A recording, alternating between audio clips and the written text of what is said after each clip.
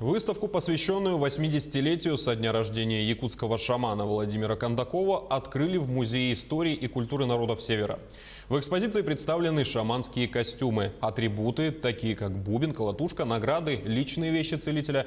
Посетители выставки могут посмотреть записи авторских передач о Владимире Кондакове, а также прослушать его ритуалы в аудиоформате.